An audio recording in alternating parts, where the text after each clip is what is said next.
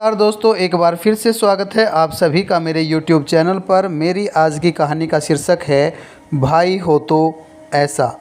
एक गांव में एक किसान रहता था। वह किसान बड़ा समझदार और धर्मात्मा था।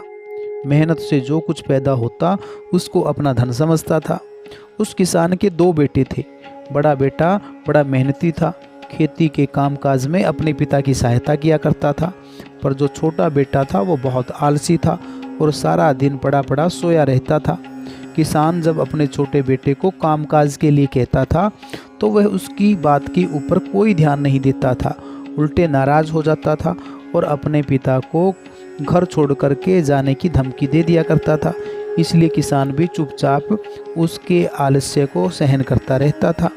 किसान जब बूढ़ा हो गया और उसकी सांसें टूटने लगी तो उसने अपने दोनों बेटों को अपने पास बुलाया और ज़मीन को बराबर बराबर हिस्सों में बांट करके उनको दे दिया। उसने दम तोड़ने से पहले अपने दोनों बेटों से कहा कि मैं जा रहा हूँ और जाते जाते मैं तुम्हें एक सीख देना चाहता हूँ कि मेहनत से कभी भी जी मत चुराना। मेहनत करते रहोगे तो जीवन का निर्वाह बड़ी आसानी से होता रहेगा। बड़े बेटे ने तो किसान की बात पर ध्यान दे दिया और छोटे पुत्र ने एक कान से सुन करके दूसरे कान से निकाल दिया।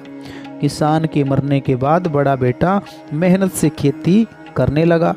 वह ना धूप देखता था, ना बरसात देखता था, ना सर्दी देखता था, ना गर्मी देखता था, सदा खेती के काम में लगा रहता था।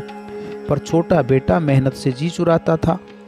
वह या तो पड़ा रहता था, या सोया रहता था, या ताश आदि खेलता रहता था, लेकिन खेती के काम में उसकी कोई रुचि नहीं थी। दिन रात मेहनत करने के कारण बड़े बेटे का धन बढ़ने लगा, पर मेहनत ना करने के कारण छोटे बेटे का धन दिनों दिन घटने लगा।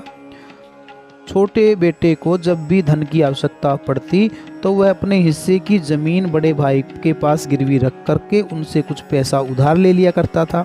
इस तरह छोटे भाई ने धीरे धीरे अपने हिस्से की सारी जमीन बड़े भाई के पास गिरवी रख दी।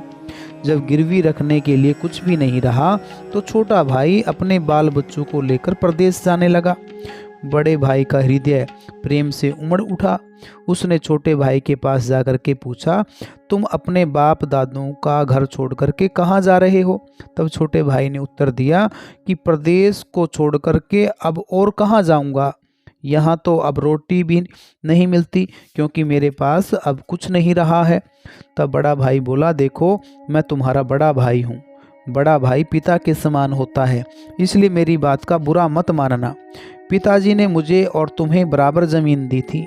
मैंने मेहनत से खेती की इसलिए मेरा धन बढ़ता गया, परंतु तुमने सदा मेहनत से जी चुराया, इसलिए तुम्हारी ज़मीन तुम्हारे हाथ से निकल गई। बिना मेहनत के कुछ भी नहीं हो सकता, और जब तुम प्रदेश में जाओगे तो वहाँ पर भी बिना मेहनत किए तुम्हारा निर्वाह नहीं हो सकता। छोटा भाई सोचता हुआ बोला, पर अब हो क्या सकता है? पहले पिताजी की सीख मान ली होती तो शायद ठीक रहता, लेकिन अब तो मेरे हाथ से सारी ज़मीन निकल चुकी है। अब मेहनत की सीख ग्रहण करने से क्या लाभ? बड़े भाई ने सोचते हुए कहा, ऐसा क्यों कहते हो?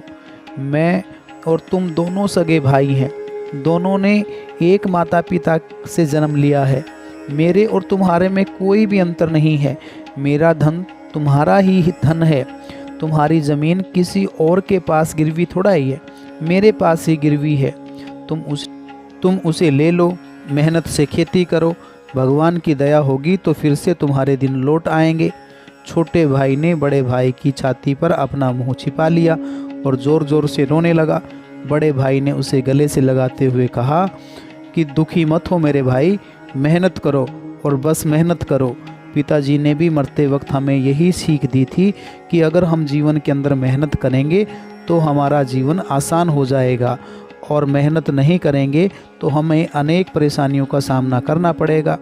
तो बड़े भाई ने छोटे भाई को मेहनत करने के लिए एक बार फिर से प्रेरणा दी, उसकी सारी ज़मीन वापस लौटा दी। अब दोनों भाई मेहनत करके खुशी खुशी रहने लगे। तो प्यारे बच्चों, इस कहानी से हमें सीख मिलती है कि जीवन में अगर हमने अपनी मंजिल को आसान करना है तो उसके लिए हमेशा मेहनत करनी पड़ेगी, और मेहनत और पुरुषार्थ का कोई दूसरा विकल्प नहीं होता। जिस प्रकार से किसान के दो बेटे थे, दोनों बेटों में से एक बेटा आलसी था और एक मेहनती था। मेहनती बेटा मेहनत करके जल्दी से आगे बढ़ गया, लेकिन जो आलसी था वो पीछे और पीछे जाता रहा और उसकी सारी ज़मीन बिक गई। तो प्यारे बच्चों, इस कहानी से हमें यही शिक्षा मिलती है कि हमें जीवन में हमेशा पुरुषार्थी और मेहनती बने रहना चाहिए। उम्मीद करता हूँ कि आपको मेरी ये कहानी अच्छी लगी होगी। अगर आपको मेरी ये कहानी अच्छी लगी हो तो इस कहानी को लाइक करना, शेयर करना और मेरे चैनल को सब्सक्राइब करना। Thank you.